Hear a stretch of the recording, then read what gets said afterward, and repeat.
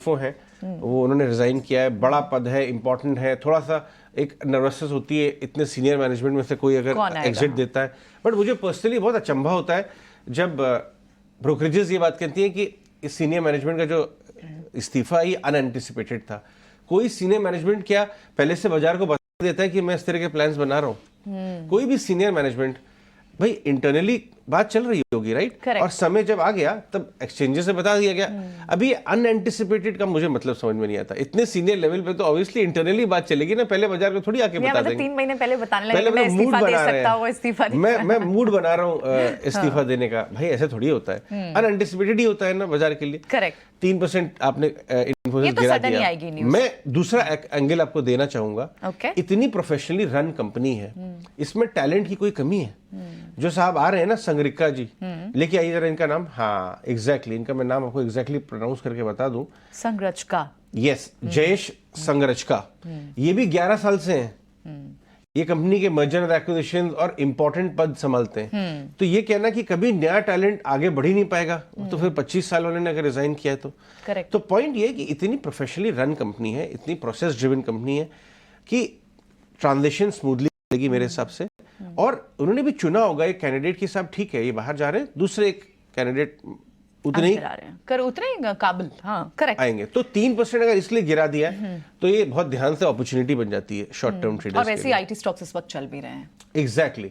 आप रुपये देखा आपने 83 क्रॉस कर गया है, तो एक टेलविंड भी है। बिजनेस का भी वर्स्ट जो है शायद हो गया है, अगर आप दूसरे कमेंट्री बात करें। तो ऐसे में मौका, कहीं ये मौका ना हो जाए, इसलिए मैं रेडार पर डालना चाहूंगा। विनोद मोदी, इन्फोसिस अगर आज इस बात के लिए गिरता है कि एक सीनियर मैनेजमेंट का रेजिग्नेशन आया, हालांकि उतने ही काबिल एक और कैंडिडेट टेक ओवर भी कर रहे हैं, तुरंत मैनेजमेंट ने बता भी दिया, तो स्मूथ ट्रांजिशन की पूरी कोशिश की है, तो आप खरीदेंगे इन्फोसिस को गिरावट में?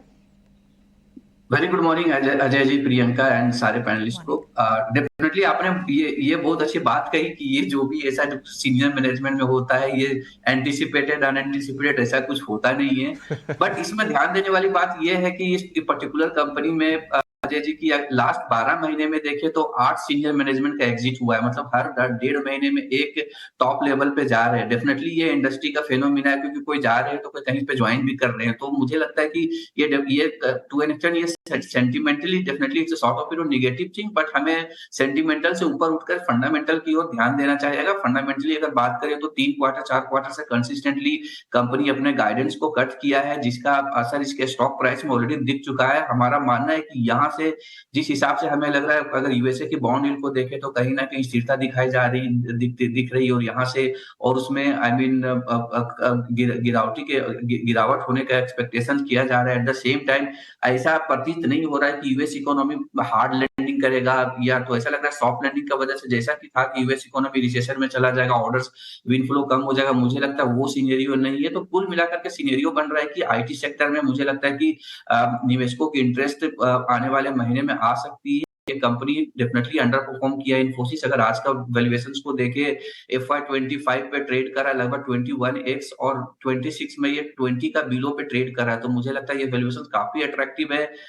डेफिनेटली पूरे आज का मार्केट में मे भी सेंटिमेंटली थोड़ा नेगेटिव रिएक्ट करे, बट लॉन्ग टर्म पर्सपेक्टिव से मुझे लगता है ये स्टॉक देखना चाहिए, और बाय मुझे लगता है बाय करने का पोजीशन में होना चाहिए।